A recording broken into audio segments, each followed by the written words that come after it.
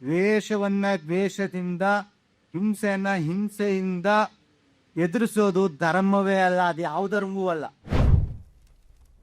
ನಾನು ಪ್ರಶ್ನೆಗಳ ಬಂದ ಆರ್ಡ್ರಲ್ಲಿ ನಾನು ಅದಕ್ಕೆ ಉತ್ತರ ಕೊಡಕ್ಕೆ ಹೋಗೋದಿಲ್ಲ. ಪ್ರಾಯಶಃ ಅವನ್ನೆಲ್ಲ ಸಮೀಕರಿಸ್ಕೊಂಡು ಹೇಳೋಣ. ಟೀಚರ್ಸ್ಗೆ ಮೊದಲೊಮ್ಮೆ ಹೇಳಿ ಅಂತ ಹೇಳಿದ್ರು. ಟೀಚರ್ಸ್ ಯಾರು ಇಲ್ಲ ಸರಿ. ಯಾಕಂದ್ರೆ ರಾಮಕೃಷ್ಣರೇ ಹೇಳ್ತಾರೆ, as long as I live so long do I learn. ಅವರೇ ಹೇಳ್ತಾರೆ, ನಾನೇ ಕೊನೆ ಗಡಿಗೆವರೆಗೂ ಕಲಿತಾ ಇರ್ತೀನಿ. ನಾವು ಉದಾರ ಪುರುಷ ಅಂತ ನಾವು ಕರಿತೀವಿ. ನನ್ಗೆ ಇತ್ತೀಚೆಗೆ ಬೇರೆಯವರಿಂದ ನಾನು ತಿಳ್ಬಂದು ಒಂದು ಅವತಾರ ಕೂಡ ಆ ಅವತಾರದ ಸಮಯದಲ್ಲೇ ವಿಕಾಸ ಆಗುತ್ತೆ ಅಂತ. ಅದು ನಾನು ಕೆಲವು ಅವತಾರ ಅಂತ ನಂಬರು ಆ ಅವತಾರ ಪುರುಷರ ಬಗ್ಗೆ ತಿಳ್ಕೊಂಡ್ರೆ ಪ್ರಾರಂಭದಲ್ಲಿ ಏನಿರ್ಲಿರುವ ಅವತಾರಗಳು ಆಮೇಲೆ ಆಗ್ತವೆ ಅನ್ನೋದು, ಅದು ವಿಕಾಸ ಆಗೋದು ಆಗೋದು ಆಗೋದು ಆಗೋದು. ನೆಗೆಟಿವ್ ಪಾಯಿಂಟ್ಸ್ಗಿಂದಲೇ ಶುರು ಮಾಡ್ಬಿಡೋಣ. ನೆಗೆಟಿವ್ ಪಾಯಿಂಟ್ಸ್ ಏನು ಅಂತ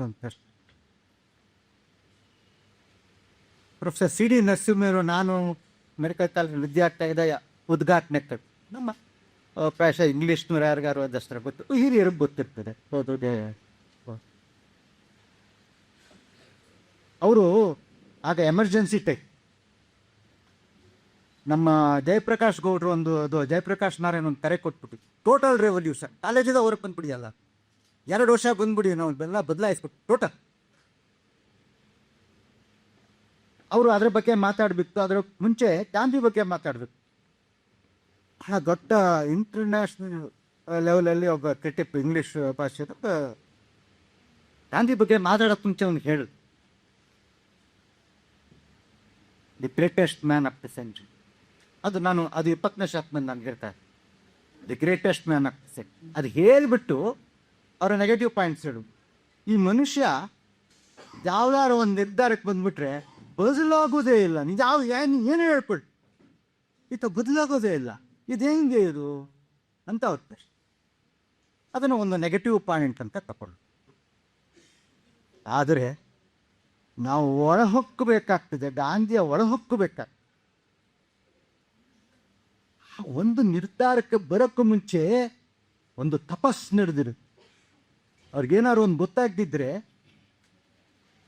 ಸುಮ್ಮನಾಗೋದು, ಮೌನಕ್ಕೆ ಹೋಗೋದು, ಭಗವದ್ಗೀತೆ ರೆಫರ್, ಆಮೇಲೆ ನಿರ್ಧಾರಕ್ಕೆ. ಆದರೆ ಯಾರ ಮಾತು ಯಾಕೆ ಕೇಳ್ತಿರಲಿಲ್ಲ ಅಂತ ಹೇಳಿದ್ರೆ, ಸರ್ ಇದ್ದಾರೆ ಕುವೆಂಪು ಅವರು ಹೇಳಿದ್ದು, ಎನ್ನೆತ್ತರಕ್ಕೆ ಏರಬಲ್ಲಯ್ಯ. ನಮಗೆಲ್ಲ ಅದು ಅಂತ ಅಹಂಕಾರದ ಮಾತು ಅಂತ ನಮ್ಗೆ ಅನ್ನಿಸ್ತು. ಅದು ಅವ್ರಿಗೆ ಗೊತ್ತಾಗೋದು. ನಾನು ಸಣ್ಣದಾಗಿ ನಿಮ್ಗೆ ಅರ್ಥ ಆಗೋಗಿ ಹೇಳ್ತೀನಿ. ನಾನು ಒಬ್ಬ MBBS ಡಾಕ್ಟ್ರ್. ನನಗೊಂದು ಮಿತಿ ಇದೆ, ನನ್ನ ತಿಳುವಳಿಕೆಗೊಂದು ಮಿತಿ. ನಮ್ಮಲ್ಲಿ ನರ್ಸ್ಗಳು ಎಷ್ಟೋ ಕೆಲಸಗಳನ್ನ ನಮಗೆ ಚೆನ್ನಾಗಿ ಮಾಡ್ತಾರೆ, ಡ್ರಿಪ್ ಹಾಕೋದಾಗಲಿ, ಬ್ಯಾಂಡೇಜ್ ಹಾಕೋದಾಗಲಿ. ಆದರೆ ಯಾವುದಾದ್ರು ಒಂದು ಕ್ಲಿಷ್ಟವಾದ ಆರೋಗ್ಯ ಸಮಸ್ಯೆ ಬಂದರೆ ಅವ್ರು ಏನೇನು ಹೇಳ್ತಾರೆ ನನಗೆ ಅರ್ಥ ಆಗ್ತದೆ. ಇನ್ನೂ ಅದು ಗೊತ್ತಾಗಲಿ, ನೇರ ನಾನು ಏನೇನೋ ನಿರ್ಧಾರ, ನನಗಿಂತ ಒಬ್ಬ ದೊಡ್ಡವ್ರು MD ಅವರು ನನ್ನ ಹುಚ್ಚು ಮಾತುಗಳಿಗೆ ಅವ್ರು ಹೀಗೇ ಪ್ರತಿಕ್ರಿಯಿಸ್ತಾರೆ. ಇದಾನೆ ಎನ್ನೆತ್ತರಕ್ಕೆ ನೇರವಲ್ಲನಾ. ಅವನ ಮೇಲೆ ಒಬ್ಬ ಸ್ಪೆಷಲಿಸ್ಟ್ ಇರ್ತಾನೆ, ಸೂಪರ್ ಸ್ಪೆಷಲಿಸ್ಟ್. ಅವನ ಮೇಲೆ ಒಬ್ಬ ರಿಸರ್ಚ್ನಲ್ಲಿ. ಎಲ್ಲರಿಗೂ ನಮ್ಮ ಮಿತಿಗಳು ಅರ್ಥ ಆಗೋಗ್ತು. ಯಾರ್ಯಾರ ಮಿತಿಗಳು. ಇತಿಹಾಸದಲ್ಲಿ ಅಪರೂಪವಾದ ಮನಸ್ಥಿತಿಗಳಿದ್ದು ನಮ್ಮ ಸ್ವಾತಂತ್ರ್ಯ ಹೋರಾಟದ ಸಮಯದ. ಇಡೀ ಜಗತ್ತಿನ ಇತಿಹಾಸದಲ್ಲಿ, ಭಾರತದ ಇತಿಹಾಸದಲ್ಲ, ಅಂಥ ವಿಕಾಸವಾದ ಮಾಗಿದ ಮನಸ್ಸುಗಳು, ನೆಹರು ಆಗಿರ್ಬೋದು, ಟ್ಯಾಗೋರ್ ಆಗಿರ್ಬೋದು, ಹೇಲ್ ಆಗಿರ್ಬೋದು, ಸ್ವಲ್ಪ ಕಾರಣಗಳಿಗೆ ಅಂಬೇಡ್ಕರ್, ಇವ್ರಿಗಿನ್ನೂ ಅರ್ಥ ಆಗಿಲ್ಲ. ಅಸಹಕಾರ ಚಳವಳಿ ಚೌರಿ ಚೌರಾದಲ್ಲಿ ಹಿಂಸೆ ಆಗುತ್ತೆ, ವಾಪಸ್ ನಿಲ್ಲಿಸ್ಬಿಡ್ತಾರೆ. ಆ ಹಿಂಸೆಗೆ ಮತ್ತೆ ಬರ್ತೀವಿ. ಎಲ್ಲ ಹೇಳ್ತೀವಿ, ಎಂಥ ಮೊಮೆಂಟಮ್ ಇದೆ, ಜೋಶ್ ಇದೆ, ನಿಲ್ಲಿಸ್ಬಿಟ್ರೆ ಹೋಯ್ತು ಎಂಥ ಚಳವಳಿ. ಅಷ್ಟು ಜನ ಪೊಲೀಸ್ ನಾವು ಕೊಂದಿದ್ದೀವಿ, ಸರಿ ಇಲ್ಲ.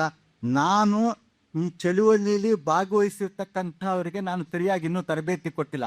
ನಾನು ಇಳಿದದ್ದು ತಪ್ಪು, ಇದಕ್ಕೆ ಅವ್ರ ತರಬೇತಿ ನಿಲ್ಲಿಸ್ಬೇಕು ಅಂತ ನಿಂತರು.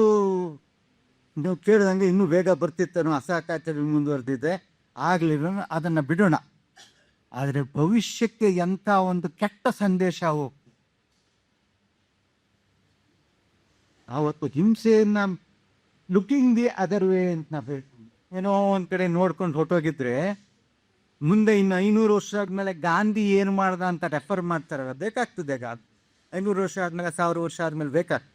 ರೆಫರ್ ಮಾಡಕ್ಕೆ ಹೋಗ್ತಾರಲ್ಲ, ಇವನು ಹಿಂಸೆನ ಸುಮ್ಮನೆ ಎದ್ಬಿಟ್ನಲ್ಲಪ್ಪನೋ, ಇವನೆಂತ ಹಿಂಸವಾದಿ. ಆವಾಗ ಇನ್ನೂ ಏನು ಸಾಧಿಸ್ಬೋದು ಅಂತ ಇನ್ನೂ ಗೊತ್ತಿರಲಿಲ್ಲ ಅವ್ರಿಗೆ. ಸ್ವಾತಂತ್ರ್ಯ ಬರುತ್ತೆ, ಈ ರೀತಿ ಬರುತ್ತೆ ಅನ್ನೋದು ಇನ್ನೂ ಗೊತ್ತಿರಲಿಲ್ಲ ಅವ್ರಿಗೆ.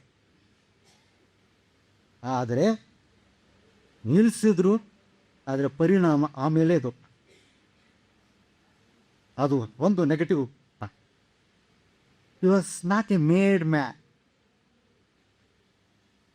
ಅವರು, ನಾನು ಸನಾತನಿ ಅಂತ ಪ್ರಾರಂಭದಲ್ಲಿ ಹೇಳ್ಕೊಳ್ತಾ ಇದ್ದು, ನನ್ನ ಧರ್ಮವನ್ನು ಬಿಟ್ಟು ನಾನು ಒಳಗಾಡೋದಿಲ್ಲ. ಬದಲಾಗ್ತಾ ಹೋಗಿ ಆವಾಗ ಅದು ನೆಗೆಟಿವ್ ಪಾಯಿಂಟ್ಸ್ ಅವೆಲ್ಲ. ವರ್ಣಾಶ್ರಮದನ್ನ ಒಂದು ನೆಲೆಯಲ್ಲಿ ಅವ್ರು ಸಮರ್ಥಿಸ್ಕೊಳ್ತಾರೆ, ವಿವೇಕಾನಂದರು ಸಮರ್ಥಿಸ್ಕೊಳ್ತಾರೆ ಒಂದು ನೆಲೆಯಲ್ಲಿ. ಅದನ್ನು ಸರಿ ಅಂತಲ್ಲ, ಇಟ್ ಸರ್ವ್ಡ್ ಎ ಪರ್ಪಸ್ ಅಂತ. ಯಾವ ರೀತಿಲಿ ಅಂದರೆ, ಒಬ್ಬ ಅಕ್ಕಸಾಲಿಗ, ಅವ್ನು ನೆಂಟು ಅಕ್ಕಸಾಲಿಗನ ಮನೇಲಿ ಮಾಡ್ತಾನೆ, ಅವನೊಬ್ಬ ದೊಡ್ಡ ಇಂಡಸ್ಟ್ರಿಯಲ್ಸ್ ಮನೇಲಿ ಮಾಡೋದಿಲ್ಲ. ಅದು ಸಾಮಾಜಿಕ ಘರ್ಷಣೆ ಆಗ್ತದೆ. ಇನ್ನೊಬ್ಬ ಹಂಗೆ ನಮ್ಮ ಸಾಮಾಜಿಕ ನೆಲೆಯಲ್ಲಿ ಈ ರೀತಿ ಎಂದು ಸಾಮಾಜಿಕ ತಲ್ಲಣ ಆಗದೇ ಇರೋಂಗೆ ಅದು ನೋಡ್ಕೊಳ್ತಂತ ಅನ್ನಂತಂದ್ಬಿಟ್ಟು ಅವರು ಆ ಮೇಲು ಕೀಳುವುದು ಅದರಿಂದ ಉತ್ಪತ್ತಿ ಆಯ್ತಲ್ಲ, ಅದನ್ನು ಸಮರ್ಥಿಸ್ಕೊಳಕ್ಕೆ ಹೋಗಲಿಲ್ಲ. ಅಷ್ಟರ ಮಟ್ಟಿಗೆ ಅದು ಇಷ್ಟರುಡೆ ಸೋಷಿಯಲ್ ಪರ್ಪಸ್. ಅದನ್ನು ಒಂದು ನೆಗೆಟಿವ್ ಪಾಯಿಂಟ್ ಅಂತ ಅನ್ಕೊಳ್ಳೋ. ಮತ್ತೆ ತೀರಾ ಮಗುಗೆ ಜ್ವರ ಬಂದರೆ ಸಾಯೋ ಸಂದರ್ಭ ಆಯಿತು, ನಾನು ಚಿಕಿತ್ಸೆ ಮಾಡ್ತೀನಿ ಅಂತ ಮಗನಿಗೆ, ನಾನು ಮಣ್ಣಿನ ಚಿಕಿತ್ಸೆ ಮಾಡ್ತೀನಿ, ದೇಹ ಚಿಕಿತ್ಸೆ ಮಾಡ್ತೀನಿ ಅಂತ ಅದೃಷ್ಟವಶಾತ್ ಬದುಕ್ಬಿಟ್ರೆ, ಅನಸ್ತೀಶಿಯಾ ಕೊಡದೆ ತಾನೂ ಆಪ್ರೇಷನ್ ಮಾಡಿಸ್ಕೋತಾರೆ, ಅರಿವಳಿಕೆ ಇಲ್ಲದೆ ಹೆಂಡತಿಗೂ ಮಾಡಿಸ್ದೆ. ಅದು ತಡ್ಕೊಂಡ್ರು ಅನ್ನೋದು ಅದು ಒಂದು ಅಸಾಮಾನ್ಯವಾದ ಸಂಗತಿ. ಅಂಥವ್ರು ಮಾತ್ರ ಸಹ ಇದನ್ನೆಲ್ಲ ನಾವು ಇನ್ನೂ ಭಾಳಷ್ಟು ನಾವು ಹೇಗೆ ಹೇಳ್ಕೊಂಡು ಹೋಗ್ಬೋದು. ಬಂಗಾಳ ಫಿಲ್ಮಿಗೆ ಬಂದಾಗ ಇದು ನಾವು ಸೈಂಟಿಫಿಕ್ ಔಟ್ಲುಕ್ ಅಂತ ಹೇಳ್ತೀವಿ. ಬಂಗಾಳ ಫಿಲ್ಮ್ ಅಂತ ಯಾವ ಕಾರಣ ಬಂತು, ಅದು ಮಳೆ ಬರಲ್ಲ, ಇದು ಬರಲ್ಲ, ದೋಚ್ಕೊಂಡು ಹೊಟ್ಟೋದು ಎಲ್ಲ ಹೇಳ್ತೀವಿ ನಾವು. ಅಸ್ಪೃಶ್ಯರನ್ನ ಕೆಟ್ಟದಾಗಿ ನಡೆಸ್ಕೊಂಡಿದ್ದಕ್ಕೆ ಫಿಲ್ಮಿನ್ ಬಂತು, ಸೈಂಟಿಫಿಕ್ ರೀಸನ್ ಇಲ್ಲ, ನೆಗೆಟಿವ್ ಪಾಯಿಂಟ್ ಬಂತ ನಾವು ಹೇಳ್ಬೋದು. ಬಟ್ ಅದನ್ನು ಬದಲಾಯಿಸಲಿಲ್ಲ ಅವರು, ಕೊನೆಯವರೆಗೂ ಅವ್ರ ಅಭಿಪ್ರಾಯನ ಬದಲಾಯಿಸ್ಕೊಳ್ಳಿ. ಅದಕ್ಕೆ ಬಂದು ಸಂಕ್ಷಿಪ್ತವಾಗಿ ಭಗತ್ ಸಿಂಗ್ ಹೇಳೋದಾದ್ರೆ ಒಂದು ವಾಟ್ಸಪ್ ಮೆಸೇಜ್, ಕೊನೆ ಗಳಿಗೆಯವರೆಗೂ ಅವರು ವೈಸ್ರಾಯ್ ಜೊತೆ ಸಂಪರ್ಕ ಇಟ್ಕೊಂಡು ಹಿಂದಿನ ದಿನ ಕೂಡ ಒಂದು 4 ದಿವಸ ಮುಂದಕ್ಕೆ ಹಾಕಿ ನಾವು ವಿಚಾರ ಮಾಡೋಣ ಅಂತ ಹೇಳಿ. ಇದು ನಿಮಗೆ ಹೇಳಿಲ್ಲ, ಇತ್ತೀಚೆಗೆ ಅದು ಸಂಶೋಧನೆ ಬಂದು ವಿಷಯ ಬಂದಿದೆ. ಅವರು ಅದು ಕೈಯಲ್ಲಿ ಇರಲಿಲ್ಲ, ಅಧಿಕಾರ ಇರಲಿಲ್ಲ, ಅವನ್ನ ಮಾಫಿ ಮಾಡ್ತಕ್ಕಂಥ ಅಧಿಕಾರ ಅವ್ರ ಕೈಯಲ್ಲಿರಲಿಲ್ಲ. ಅಧಿಕಾರ ಯಾರ್ದು? ಪ್ರಯತ್ನ ಅಂತೂ ಮಾಡೋದು, ಮಾಡಲಿಲ್ಲ ಅನ್ನೋದು ಸುಳ್ಳು. ಅದೇ ಒಂದು ನಾನು 10 ಪಾಯಿಂಟ್ನ ನೋಡಿ, ಇದ್ರ ಜೊತೆಲೆ ಇನ್ನೊಂದು ಬರುತ್ತೆ. ಕಲ್ಕಟ್ಟಾದಲ್ಲಿ ಇರ್ತಾರೆ ಅಂತ ನಮಗೆ ಗೊತ್ತು. ಈಗ 14ನೇ ತಾರೀಕು, 13ನೇ ತಾರೀಕು, 14ನೇ ತಾರೀಕು, ಸ್ವಾತಂತ್ರ್ಯ ಬಂದ 15ನೇ ತಾರೀಕು ಕೂಡ ಅವರು ಕಲ್ಕತ್ತಾದಲ್ಲಿ. ಈ 14ನೇ ತಾರೀಕು ಕಲ್ಕತ್ತಾದಿದ್ದು ಬಹಳ ಮುಖ್ಯವಾದ ವಿಷಯ. ಅದನ್ನು ನೀವು ಆಳವಾಗಿ ಅಭ್ಯಾಸ ಮಾಡಿದರೆ, ನಾವು ಸಂಭ್ರಮಿಸಬೇಕಾದದ್ದು 15ನೇ ತಾರೀಕಿನ ಸ್ವಾತಂತ್ರ್ಯ ದಕ್ಕದ ಅಲ್ಲ, 14ನೇ ತಾರೀಕು ಕಲ್ಕತ್ತಾದಲ್ಲಿ ಏನು ನಡೀತು ಅನ್ನೋದನ್ನು ನಾವು ಸಂಭ್ರಮಿಸಿ. ಇಲ್ಲಿ ದಿ ಲಾಸ್ಟ್ 200 days ಆ ಒಂದು ಪುಸ್ತಕ ಇದೆ. ನಿಮ್ಮ ಎಷ್ಟೋ ವಾಟ್ಸಪ್ ಪ್ರಶ್ನೆಗಳಿಗೆ ಇಲ್ಲಿ ಉತ್ತರನೂ ಕೂಡ ಸಿಗುತ್ತೆ. ಅದನ್ನು ನಾನು ಸೀದಾ ಆ ಪುಸ್ತಕದಿಂದಲೇ ಓದಕ್ಕೆ ಮುಂಚೆ ಆ ಪ್ರಸಂಗ ನಿಮಗೆ ಹೇಳ್ಬಿಟ್ಟು, ಅವರು ಅದಕ್ಕೆ ಮುಂಚೆ 15 ದಿವಸ ಮುಂಚೆ ಕಾಶ್ಮೀರ ಇರುತ್ತೆ, ಕಾಶ್ಮೀರದಿಂದ ಲಾಹೋರು ಬಂದು, ಅಲ್ಲಿಂದ ಬಂದು ನೌಕಾಲಿ ಬೆಂಗಾಲ್, ಆವಾಗ ಈಸ್ಟ್ ಬೆಂಗಾಲ್ಗೆ ಹೋಗಬೇಕಿತ್ತು. ಅಲ್ಲಿ ಯಾಕೆ ಹೋಗ್ಬೇಕಿತ್ತು ಅಂದರೆ ಅಲ್ಲಿ ಹಿಂದೂಗಳ ಮಾರಣ ಹೋಮ ನಡೀತಾ ಇರುತ್ತೆ, ಅದನ್ನು ಪರಿಹರಿಸ್ಲಿಕ್ಕೆ ಹೋಗಬೇಕು. ಅದೇ ಥರ ಕಲ್ಕತ್ತಾದಲ್ಲಿ ಮುಸ್ಲಿಮರ ಮಾರಣ ಹೋಮ ನಡೀತಾ ಇತ್ತು. ಸೂರಹವರ್ದಿ ಆಗ ಅಲ್ಲಿ ಚೀಫ್ ಮಿನಿಸ್ಟರ್ ಆಗಿದ್ದನು. ಓಡ್ ಬಂದ್ಬಿಟ್ಟಂತ ಗಾಂಧಿ ಹತ್ರ, ಬುದಿ ನೀವು ಕಲ್ಕತ್ತಾದಲ್ಲಿ ನಿಂತ್ಕೊಂಡು ನಮ್ಮನ್ನು ಕಾಪಾಡೋದು, ನಮ್ಮ ತಲೆಯಕ್ಕಾಯ್ತಲ್ಲ ಕಲ್ಕತ್ತ. ಭಾಳ ಬೇಡ್ಕೊಳ್ತಾರೆ, ಆಯ್ತಪ್ಪ ನಾನು ಕಲ್ಕತ್ತಾ ಹೇಳಿ ನಾನು ನೌಕಾಲಿಗೆ ಆಮೇಲೆ ಹೋಗಿ 12-13 ಕಲ್ಕತ್ತಾ ತಲುಪ್ತಾರೆ. ಅವನು ಒಂದು ಕಂಡೀಷನ್ ಹಾಕ್ತಾರೆ, ನೀನು ನನ್ನ ಜೊತೆ ನೀನು ಇರ್ಬೇಕು ಕಲ್ಕತ್ತಾ. ಅವನಿಗೆ ಭಯ, ಯಾಕಂದರೆ ಅವ್ನು ಕೆಟ್ಟ ಕೆಲಸ ಮಾಡಿಬಿಟ್ಟಿದ್ದ. ಹಿಂದಿನ ವರ್ಷ 1946ರಲ್ಲಿ ಸಿಕ್ಕಾಪಟ್ಟೆ ಅವರು ಹಿಂದೂಗಳ ಮಾನವ ನಡೆದೋಗಿತ್ತು ಈಸ್ಟ್ ಬೆಂಗಾಲಲ್ಲಿ. ಅವ್ನು ಸಿಕ್ಕರೆ ಕೊಚ್ಚಾಕ್ಬಿಡ್ತಾರೆ, ಕಲ್ಕತ್ತಾದಲ್ಲಿ ಸಿಕ್ಕರೆ ಕೊಚ್ಚಾಕ್ಬಿಡ್ತಾರೆ. 13ನೇ ತಾರೀಕು ಅವ್ರು ಇಬ್ಬರು ಒಂದು ಕಡೆ ಉಳ್ಕೊಳ್ತಾರೆ. ಐದ್ರಿ ಮ್ಯಾನ್ಷನ್ ಅಂತ ಮನೆಯ ಹೆಸರು, ಮ್ಯಾನ್ಷನ್ ಅಂತ ಹೆಸರು ಅಷ್ಟೇ, ಅದು ಕೊಂಪೆ. ಐದ್ರಿ ಮ್ಯಾನ್ಷನ್ ಉಳ್ಕೊ, ಮಾತಾಡಬೇಕು, ಉದ್ರಿಕ್ತ ಗುಂಪಿನ ಜೊತೆ ಮಾತಾಡಬೇಕು. ಉದ್ರಿಕ್ತ ಗುಂಪು ಇವತ್ತೂ ಇದೆ. ಆ ಗುಂಪು ಒಂದು ಮನಸ್ಥಿತಿ ಇರ್ತಲ್ಲ, ಅದಿದ್ದೇ ಎಲ್ಲ ರೆಡಿಯಾಗೇ ಬಂದಿದ್ರು. ಮಾತಾಡ್ತಾರೆ. 13ನೇ ತಾರೀಕು ರಾತ್ರಿ 8 ಗಂಟೆ ಆಯಿತು. ಅವರು ಮಲ್ಕೊಳ್ಳೋ ಟೈಮ್ ಆಗೋಯ್ತು. ನೋಡಪ್ಪ, ನಾನು ಗೊತ್ತಾಯ್ತು, ನಾಳೆ ಬೆಳಿಗ್ಗೆ ಮತ್ತೆ ಮುಂದುವರ್ಸಿ. ಅವ್ರ ಮಾರನಿಗೆ ಬರ್ತದೆ 14ನೇ ತಾರೀಕು ಬೆಳಿಗ್ಗೆ.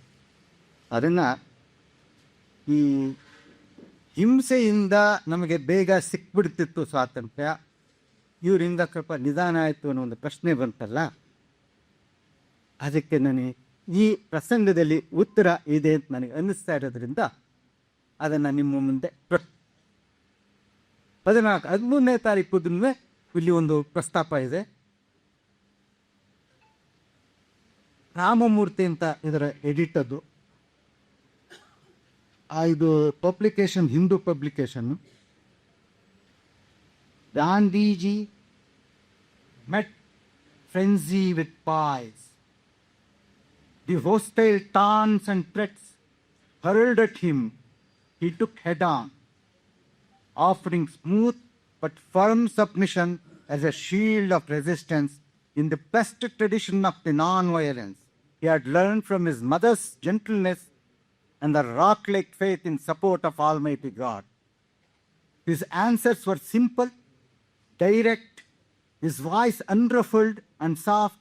ನೋಡಿ, ಒಬ್ಬನೇ ಇಡೀ ಸಮೂಹವನ್ನು ಎದುರಿಸ್ತೆ, ದೊಡ್ಡ ಸಮೂಹ, ಇವರೊಬ್ಬರೇ. ಆಂಜನೇಯ ಒಂದು ಕಡೆ ಹೇಳ್ತಾರೆ,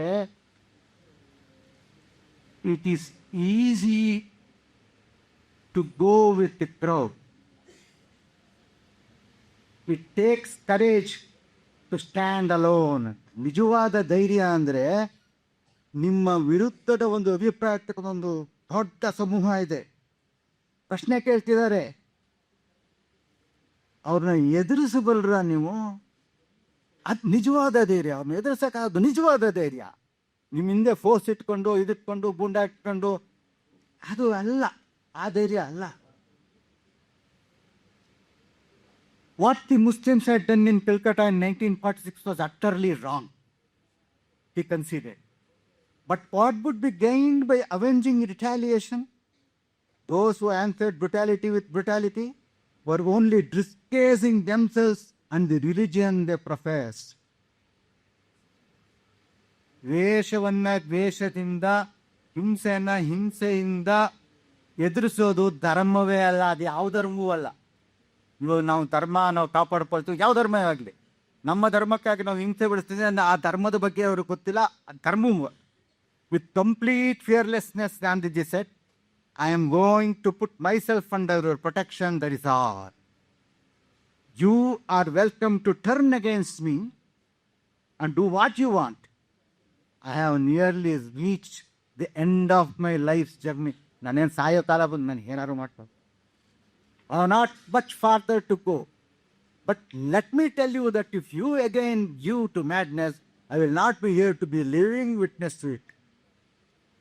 ಇವಾಗ ಇಷ್ಟು ದಿವಸ ನೀವು ಮಾಡಿದ್ರೆ ನಾನು ಹೊಡೆದಾಕ್ಬಿಡಿ, ನಾನು ಇದನ್ನ ನೋಡಕ್ಕೆ ನಾನು ಬರ್ತಿರಕ್ಕೆ ನಂಗೆ ಇಷ್ಟ ಇಲ್ಲ. I will not be here to living witness the same ultimatum I gave to the Muslims in Noakhali. ಹಿಂದೆ ನೌಕಾಲಿಗೆ ಹೋದಾಗ ಇದನ್ನೇ ಮಾಡಿರ್ತಾರೆ, ಅವರು ಬಗ್ಗಿರ್ತಾರೆ. And they heeded. So I have earn the right to give it to you also. The talk went on till 8 p.m. The angry men were not fully converted, but they were tired. ಅವ್ರಿಗೂ ಸುಸ್ತಾಗಿತ್ತು, ಗಾಂಧಿಗೂ ಸುಸ್ತಾಗಿತ್ತು. Gandhiji told them, it's late, please go, come again tomorrow. It is late, please go, come again tomorrow. ನಾಪದಲ್ಗಡಿ ಮತ್ತೆ ಬರ್ತೀನಿ tomorrow. With that word in that manner, as Bapu's living hero. ಈಗ ಈ editor ಪುರಾಣಕ್ಕೆ ಹೋಗ್ತಾರೆ, Rama is living hero. Rama, lord Rama, ರಾಮಾಯಣದ ಕೊನೆಯಾಗ ಯುದ್ಧದ ಕೊನೆಯ ಹಿಂದಿನ ದಿನ. ಆವತ್ತು ಆಗೆಲ್ಲ ಹಿಂಗೆ ತಾನೆ, ಸಾಯಂಕಾಲ ಆದ್ಮೇಲೆ ಯುದ್ಧ ನಿಲ್ತು, ನೆಕ್ಸ್ಟ್ ಯಾಕೆ ಶುರು ಮಾಡೋಣಪ್ಪ ಯುದ್ಧ. ಆ demon Ravana to come again before the final conquest. Ultimate, penultimate day. Tomorrow, the 14th of August was going to the significant. ಅದಕ್ಕೆ ನಾನು ಹೇಳಿದ್ದು 14th August ನನಗೆ ಏನಾಯಿತು ಮರುದಿನ. ಈ ಎಡಿಟರು ಇದನ್ನು ಹೇಗೆ ಹೋಲಿಸ್ನೋಟನ್ನು asked to take time and convenience and return reequip the next day to resume battle. ಇದು Ramayana, the epic Ramayana.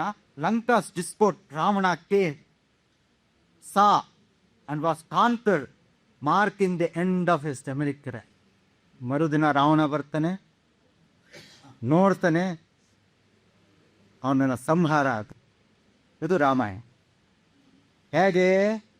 But while Ravana was vanquished by the might of lord Rama's arms. ಶಸ್ತ್ರಾಸ್ತ್ರ ಬಳಸಿ ರಾವಣ ಅನ್ನೋ ಒಂದು ಸಮಸ್ಯೆಯನ್ನು ಬಗೆಹರಿಸ್ತಾರೆ. ಇದು ವ್ಯಕ್ತಿ ಅಲ್ಲ, ಒಂದು ಸಮಸ್ಯೆ. ಶಸ್ತ್ರಾಸ್ತ್ರ ಬಳಸಿ ಸಮಸ್ಯೆಯನ್ನು ಬಗೆಹರಿಸ್ತಾರೆ. When Gandhiji's recharged young intemperate opponents came again, ಈ ಸಮಸ್ಯೆ ಇಲ್ಲಿ ಯಾರು? ಆ ಗುಂಪು, ಶಸ್ತ್ರಾಸ್ತ್ರಗಳಿಂದ ಬಂದಂಥ ಗುಂಪು. They came, they saw, and violently as they quarreled, they were overcome by the non-violent soul force. ಶಸ್ತ್ರಾಸ್ತ್ರ ಅಲ್ಲ, 3 ದಿನದಿಂದ ಕೇಳ್ತಾ ಬಂದಿದ್ದೀರಿ. ಸೌಲ್ force, Atmashakti. They were overcome by the non-violent soul force of Mahatmaji's profound love and sincere understanding.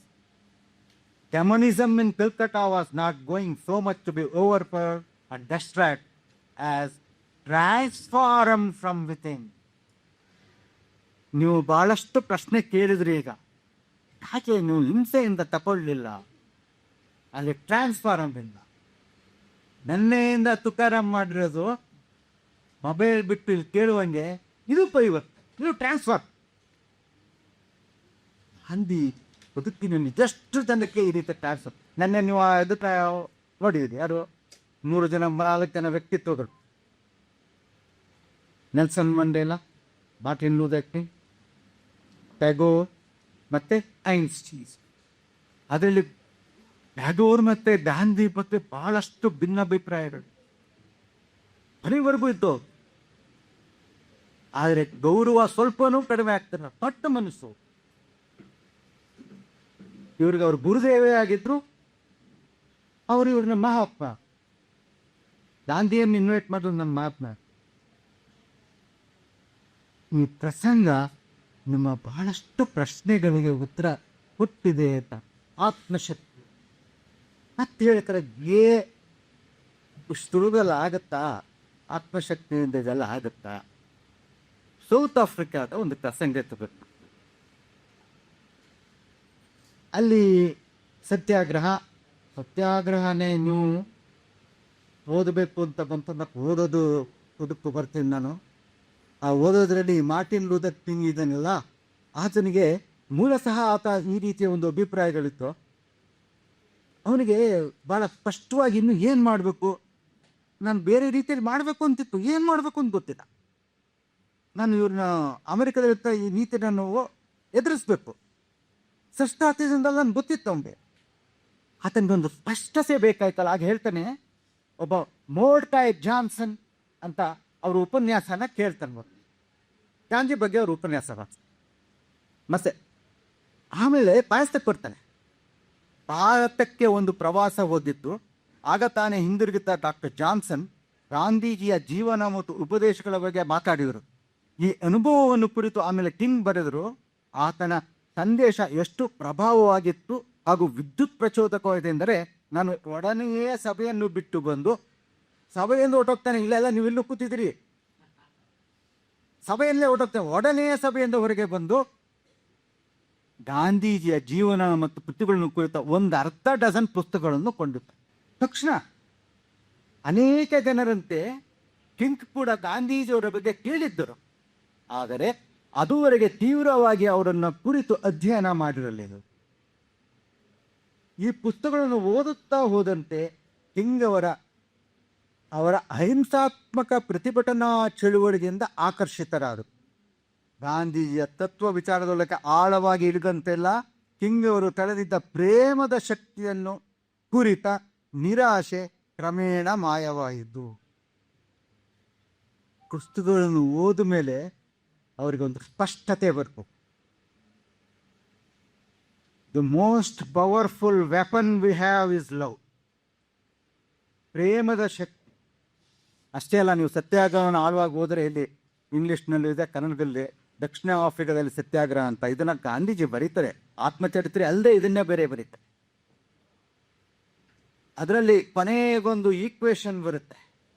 ಸತ್ಯಾಗ್ರಹದ ಅಂತಿಮವಾದ ಅರ್ಥೈಸುವಿಕೆ ಏನು ಅಂತ ಹೇಳಿದ್ರೆ, ಸತ್ಯಾಗ್ರಹ is love. ಅದು ಓದಿ ಆಮೇಲೆ ನಿಮ್ಗೆ ಅರ್ಥ. ನಾನು ಯಾಕೆ ಇದನ್ನ ಪ್ರಸ್ತಾಪ ಮಾಡಿದೆ ಅಂತ ಹೇಳಿದ್ರೆ, ಓದಬೇಕು ಅಂತ, ನಾನು ಇನ್ನೂ ಓದಬೇಕು ಅನ್ನೋ ಒಂದು ಮಾತು ಬಂತು. ಆ ಓದಿನ ಪ್ರಭಾವ ಕಿಂಗ್ ಮೇಲೆ ಏನಾಯಿತು ಅಂತ ಹೇಳಿದ್ರೆ, ನಾನು ನಿಮ್ಮ ಇದರಲ್ಲೂ ಅಥವಾ ಮಿಡ್ಲ್ ಸ್ಕೂಲಲ್ಲಿ ಹೈಸ್ಕೂಲಲ್ಲಿ ಇದ್ದಾಗ ಒಂದು ಹೋಟ್ಲಲ್ಲಿ ಅಮೆರಿಕಾದಲ್ಲಿ ಪಕ್ಕದಲ್ಲಿ ಕೂತ್ಕೊಂಡು ಬಿಳಿಯ ಕರಿಯ ತಿಂಡಿ ತಿನ್ನೊಂದು ಕಾಫಿ ಕುಡಿಯೋಂಗಿರಲಿಲ್ಲ.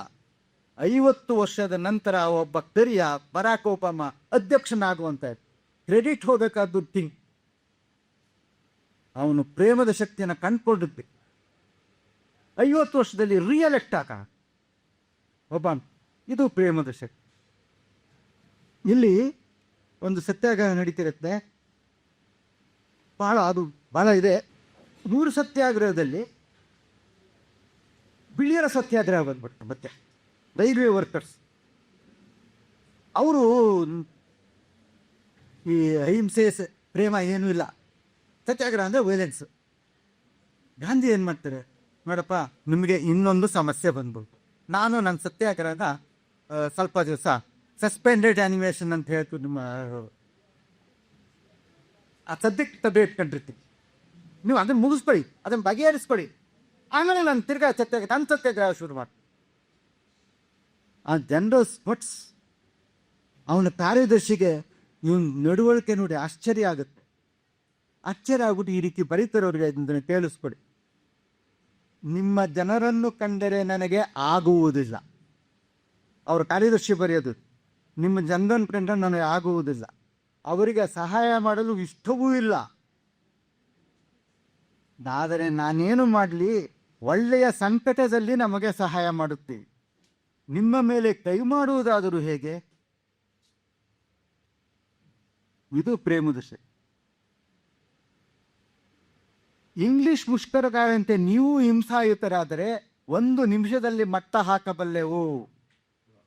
ಹಿಂಸೆಯಿಂದ ನಾವು ಸಾಧಿಸಬೇಕು ಅನ್ನೋ ಒಂದು ಅಭಿಪ್ರಾಯ ಬಂತಲ್ಲ, ಮತ್ತೆ ಇದನ್ನ ಮನನ ಮಾಡ್ಕೊಳ್ಳಿ. ನಿಮ್ಮ ಆತ್ಮ ಬಲಿದಾನಗಳು, ಆದರೆ ನಿಮ್ಮ ವೈರಿಯನ್ನು ಸಹ ನೀವು ಹಿಂಸಿಸುವುದಿಲ್ಲ. ಆತ್ಮ ಬಲಿದಾನದಿಂದ ಗೆಲ್ಲಲು ಹೊರಟಿದ್ದೀರಿ. ಇದು ನಾನು ಹೇಳ್ತೇನೆ, ನಿಮ್ಮ ಶೌರ್ಯವನ್ನು ಗೌರವವನ್ನು ಎಂದೂ ಮೀರಿ ನಡೆಯುವುದಿಲ್ಲ. ಇದನ್ನ ಶೌರ್ಯ ಅಂತ ಕರೀತಾನೆ. ಯಾರು ಬ್ರೂಟಲ್ ಆಗಿದ್ರೋ, ಬಟ್ ಅವನು ಇವರ ನಡುಕನ್ನ ಶೌರ್ಯ ಅಂತ ಕರೀತಾನೆ. ನಮ್ಮನ್ನು ಕೇವಲ ನಿಸ್ಸಹಾಯಕರನ್ನಾಗಿ ಮಾಡಿದೆ. ಇದು ಭಾರತ ಸ್ವಾತಂತ್ರ್ಯ ಚಳುವಳಿಯ ಹುಟ್ಟು. ಇತಿಹಾಸದಲ್ಲಿ ಇದುವರೆಗೆ ನೀವು ರಾಮನ ಕಾಲದಿಂದ ಇಂದಿವರೆಗೂ ಏನಾದ್ರು ಸಾಧಿಸ್ಬೇಕಾದ್ರೆ ಅವ್ರು ಸಾಧಿಸಿರೋದು ಹಿಂಸೆಯಿಂದ. ಬುದ್ಧ, ಮಹಾವೀರ ಹೇಳಿದ್ರು, ಕ್ರಿಸ್ತ ಹೇಳಿದ್ರು. ಆ ಎಲ್ಲ ಸಂದೇಶಗಳು ಬೀದಿಗೆ ಬಂದು ಜನರನ್ನು ಜೊತೆ ಕಟ್ಟಿಕೊಂಡು ಸಾಧನೆ ಆದದ್ದು ಚರಿತ್ರೆಯಲ್ಲಿ ಮೊದಲು ಭಾರತದ ಸ್ವಾತಂತ್ರ್ಯ ಸಂಗ್ರಾಮ. ಅದು ಸಂಗ್ರಾಮನೂ ಅಲ್ಲ, ಅದೊಂದು ಚಳುವಳಿ. ಅದಕ್ಕೆ ಅದೊಂದು ಗೀತೆಯಲ್ಲಿ ಬರುತ್ತೆ ನೋಡಿ, we shall overcome some day. ಅಲ್ಲಿ ವಿ ಶಾಲ್ ವಿನ್ ಅನ್ನೋ ಪದ ಇಲ್ಲ, ಗೆಲುವಲ್ಲ ಅದು. ಹಮ್ ಹೋಂಗೆ ಕಾಮಯಾಯೇ, ಹಮ್ ಹೋಂಗೆ ಕಾಮಯಾದೆ. ನಾವು ಸಾಧಿಸ್ತೀವಿ. ನಮ್ಮ ಗೆಲುವು ಇನ್ನೊಬ್ರು ಸೋಲಾಗಬೇಕು, ಅದಲ್ಲ ಗೆಲುವು. Should be win in situation. ಬ್ರಿಟಿಷರು ಬಿಟ್ಟರು ವೈಸ್ರಾಯ ಕಂಟ್ರಿ ಅದ ಮುಲ್ಪೆ. ಇದು ವಿನ್ ಇನ್ ಸಿಚುವೇಶನ್. ಇದು ಗಾಂಧಿ. 14 ಬಗ್ಗೆ ಅವನೇ ಹೇಳ್ತಾನೆ, 20ನೇ ಶತಮಾನದ ಅತ್ಯಮೂಲ್ಯವಾದ ಘಟನೆಗಳು 14ನೇ ದಿನ ನಡೆದತ್ತು. 15 ನನಗೆ ಇಂಪಾರ್ಟ್, 14 ಇಂಪಾರ್ಟ್. ಯಾಕೆಂದರೆ ಸ್ವಾತಂತ್ರ್ಯ ಬರುತ್ತೆ ಹೋಗುತ್ತೆ, 14ರಲ್ಲಿ ನಡೀತಲ್ಲ ಒಂದು ಪರಿವರ್ತನೆ, ಅದು ದಿನ ನಡೆಯೋದು. ಶತಮಾನಗಳ ಪಡೆಯಲು ನಡೆಯೋದಲ್ಲ. ಈ ಪ್ರಸಂಗಗಳಿಂದ ನಮ್ಮ ಸುಮಾರು ಅಸ್ಪೃಶ್ಯತೆಯ ಬಗ್ಗೆ ಒಂದೆರಡು ಪ್ರಶ್ನೆ ನೆನ್ನೆ ಅದು ಪ್ರಸ್ತಾಪ ಆಗಿತ್ತು. 5,000 ವರ್ಷದ ಒಂದು ಏನು ನಡ್ಕೊಂಬಂದಿದೆ, 50 ವರ್ಷಗಳಲ್ಲಿ ಅದನ್ನು ಸಾಧಿಸೋದು ಕಷ್ಟ ಆಗ್ತದೆ. ಆದರೆ ಹೆಜ್ಜೆ ಹಾಕಿವಿ. ದಕ್ಷಿಣ ಆಫ್ರಿಕಾದಲ್ಲೇ ಪ್ರಾಯಶಃ ಅಂಬೇಡ್ಕರ್ ಪರಿಚಯ ಆಗೋಕ್ಕೆ ಮುಂಚೆನೇ ಒಂದು ಪ್ರಸಂಗ ನಡೆಯುತ್ತೆ ಅವ್ರ ಮನೇಲಿ. ಅಲ್ಲಿ ಏನಪ್ಪ ಅಂದರೆ, ನೀವು ಎಷ್ಟೇ ದೊಡ್ಡ ಮನೆ ಒಳಗೆ ಟಾಯ್ಲೆಟ್ ಇತ್ತು, ಯಾರೇ ಗೆಸ್ಟ್ ಬಂದರೂ ನಿಮ್ಮ ಯೂರಿನ್ ಪಾಸ್ ಮಾಡಿರೋದು ಮಡಿಕೆಗೆ ಊದುವುದು. ಅದನ್ನ ಯಾರು ಮನೆಯವ್ರು ಕ್ಲೀನ್ ಮಾಡಬೇಕು, ಅಥವಾ ಆಳುಗಳಿರ್ಬೇಕು. ಇವಾಗ ಮನೇಲಿ ಆಳಿಲ್ವಲ್ಲ, ಇವರೇ ಕ್ಲೀನ್ ಮಾಡಬೇಕು. ಒಂದು ಸಾರಿ ಸ್ವಲ್ಪ ದಲಿತರು ಅಂದ್ಕೊಂಡವ್ರು ಬಂದುಬಿಡ್ತಾರೆ, ಕಸ್ತೂರು ಬಾ, ನಾನು ಮಾಡೋದಿಲ್ಲ, ಇವರು ನಾನು ಕ್ಲೀನ್ ಮಾಡೋದು. ಕೋಪ ಬಂದ್ಬಿಡುತ್ತೆ, ತರ್ತಾರೆ ಹೇಳ್ಕೊಂಡು ಹೋಗ್ತಾರೆ ಗೇಟ್ವರೆಗೆ. ನಿಮ್ಮಲ್ಲಿ ಇರ್ಬೇಡ ನೀವು. ದಕ್ಷಿಣ ಆಫ್ರಿಕಾದ ಇನ್ನೂ ಇಂಡಿಯಾಕ್ಕೆ ಬಂದಿಲ್ಲ, ಅಂಬೇಡ್ಕರ್ ಗೊತ್ತಿಲ್ಲ. ನಿನ್ನ ಮನೆಯಿಂದ ಅವ್ರು ಬರ್ಕೋತಾರೆ, ಏನ್ರಿ ಏನು ಮಾಡ್ತೀರಿ, ನಾನು ಯಾರ ಮನೆಗೆ ಹೋಗ್ಲಿ, ಯಾವುದೋ ದೇಶದಲ್ಲಿ ಇದ್ದೀವಿ ನಾವು, ಎಲ್ಲೋ ಇದ್ವಿ. ತಕ್ಷಣ ಆಗ್ಬಿಟ್ಟು ಇದು ಒಂದು ನೆಗೆಟಿವ್ ಅನ್ಕೊಡು. ತಕ್ಷಣ ಆಗುತ್ತೆ ವಾಪಸ್, ಅಯ್ಯೋ ಇನ್ನೆಂದೂ ಆ ತಪ್ಪು ಮಾಡೋದು, ಅವತ್ತು ಮಾಡಿದ ತಪ್ಪು ಮತ್ತೆ ಪುನರಾವರ್ತಿಸ್ತಾರೆ. ಆದರೆ ಇದು ನಾನು ಏನು ಪಾಯಿಂಟ್ ಹೇಳಬೇಕು ಅಂತಂದರೆ, ಏನು ಪ್ರಯತ್ನ ಮಾಡಲಿಲ್ಲ ಅಂತಲ್ಲ. ಪ್ರಾಯಶಃ ಅವರು 30ರ ದಶಕದ ಪ್ರಾರಂಭ 1930, 32, 34ರಲ್ಲಿ ಮೈಸೂರಿಗೂ ಬರ್ತಾರೆ. 34 ನಮ್ಮ ಮಂಡ್ಯಕ್ಕೆ 26 ಬರ್ತಾರೆ. ಅದು ಇದೆ, ಶ್ರೀಮಂಟಪ ಬರ್ತಾರೆ. ಅಲ್ಲಿ ಇದರಲ್ಲಿ ಇಲ್ಲೆಲ್ಲ ಬಂದಿದ್ದೆಲ್ಲ ಇಲ್ಲಿ ಇದೆ ಸಮ್ಮೇಟ. ಆಗ ಸ್ವಾತಂತ್ರ್ಯ ಹೋರಾಟದ್ದು ಅಜೆಂಡಾ ಬಿಟ್ಬಿಡ್ತಾರೆ. ಹರಿಜನೋದ್ಧಾರದ್ದೇ ಅಜೆಂಡಾ ಇರುತ್ತೆ. 30ರ ದಶಕದಲ್ಲಿ ತಂದಾಗ ಇದೇ ಅಜೆಂಡಾ. ಹೆಚ್ಚಿಗೆ ಹೇಳಲಿಕ್ಕೀಗ ಪ್ರಾಯಶಃ ಆಗೋದಿಲ್ಲ. ಪ್ರಾರಂಭದಲ್ಲಿ ತುಕಾರಾಮ್ ಅವರು ಈ ಪ್ರಸ್ತಾಪ ಮಾಡಿದ್ರು, ಒಳಗಿನ ತಿಳಿ ಅಂತ. ನಾನು ಪ್ರಾರಂಭ ಹೇಳ್ತಿದ್ದೆ, ಇವಾಗ ನಾಟ್ ಎ ಮೇಡ್ ಮ್ಯಾನ್. ನಮ್ಮ ವೇಳ ಬದುಕಿನಲ್ಲಿ ಏನಾಗ್ತದೆ, ತಿಳಿ ಕದಡ್ತಾ ನಾವು ಯಾವುದೋ ಒಂದು ಕಾಲಕ್ಕೆ ಯಾವುದೋ ಒಂದು ಗುಂಪು ಸೇರ್ಕೊಂಡು ಏನೇನೋ ಆಗ್ತೀವಿ. ಆದರೆ ಒಬ್ಬ ಮನುಷ್ಯ ವಿಕಾಸ ಆಗಬೇಕು ಅಂದರೆ ಮ್ಯಾನ್ ಮೇಕಿಂಗ್ ಇಸ್ ದಿ, ಅದನ್ನು ಹೇಳ್ಬಿಟ್ರು, man making education with just all education ಅಂತ. ಮ್ಯಾನ್ ಮೇಕಿಂಗ್ ಅಂತ ಹೇಳಿದ್ರೆ ಮನುಷ್ಯನಾಗದು ಮಾಡೋದು, ಇವರೇನು ಮಾಡೋದು, ನಾವು ಆಲೇ ಮನುಷ್ಯರು ಅಂತ. ಅದೆಲ್ಲ ಈ ವಿಕಾಸ ಆಗ್ತಾನಲ್ಲ, ಒಂದು ಒಬ್ಬನ ಅವನ ಜೀವಿತ ಕಾಲದಲ್ಲಿ ವಿಕಾಸ ಆಗ್ತಾನಲ್ಲ, ಆ ಎಳೆಯ ಮಗುವಿನ ತಿಳಿ ಮನಸ್ಸನ್ನ ಉಳಿಸ್ಕೊಂಡು ಹೋಗ್ಬೇಕಲ್ಲ ಕೊನೆಯವರೆಗೆ. ಉಳಿಸ್ಕೊಂಡು ಹೋಗ್ಬೇಕಾದ್ರೆ ವಿಕಾಸ. ಗಾಂಧಿಯ ಬದುಕನ್ನು ನಾವು ನೋಡಿದ್ರೆ ಆ ತಿಳಿಯನ್ನು ಕೊನೆಗೆ ಉಳಿಸ್ಕೊಳ್ ನಮ್ಮ ಬದುಕನ್ನು ಉಳಿಸ್ಕೊಂಡಿದ್ದೀವ ಅನ್ನೋದು ನಮಗೆ ಪ್ರಶ್ನೆ ಆಗಬೇಕು. ಪದ್ಧತಿ ಪ್ರಕರಣಕ್ಕೇನು ಇದು ಕೊಟ್ಟು ಅಥವಾ ನಾನು ಸ್ವಲ್ಪ ಹೇಳಿದ್ದೀನಿ. ಸಭೆಗೆ ಬಂದದ್ದು ಅನಾನುಕೂಲ ಆಗಿಲ್ಲ, ಅನುಕೂಲ ಆಗಿದೆ ಅನ್ನೋ ಒಂದು ಸಕಾರಾತ್ಮಕ ಅಭಿಪ್ರಾಯನೂ ಬಂತು. ಅಸಹಕಾರಿ ಚಳುವಳಿ, ಅದರಿಂದ ಹಿಂಸೆ ಇದೆಲ್ಲ ಬಂತು. ಒಂದನ್ನು ನಾವು ಮನಸ್ಸಿನಲ್ಲಿ ಇಟ್ಕೊಳ್ಳೋಣ. ಓದು ಏನು ಓದ್ಬೇಕು? ಮೊಬೈಲ್ ಇಟ್ಟೋದು. ಯಾಕೆ ಓದಬೇಕು? ಸತ್ಯಕ್ಕೆ ಹೋಗ್ತೀರಿ. ನೀವೇ ಓದಿದ್ರೆ ಸತ್ಯದ ಹತ್ರ ಹೋಗಿ. ಇಲ್ಲಿದ್ದರೆ ಮೊಬೈಲ್ ಸತ್ಯಗಳು ನಿಮ್ಮನ್ನು ಆವರಿಸ್ಕೊಂಡು. ಅದಕ್ಕಾಗಿ ಈ 3 ದಿನ ಈ ಕಡೆ ನಿಮ್ಮನ್ನು ತಗೊಂಡು ಹೋಗಿದ್ರೆ ನಿಮ್ಮೆದ್ರು ಆಲೆ ನಾಪಟ್ಟ ಜಯಪದ ಅವರ ಮುಂದಾಳತ್ವ ಮತ್ತೆಲ್ಲರ ಒಂದು ಎಫರ್ಟ್ ಆಗತ್ತೆ. ಪ್ರಾಯಶಃ ನನ್ನ ವಯಸ್ಸಿಗೆ ನೀವು ಕೂಡ ಇಲ್ಲಿ ಬಂದು ಗಾಂಧಿಯ ಬಗ್ಗೆ ಮಾತಾಡ್ತೀವಿ ಅಂತ.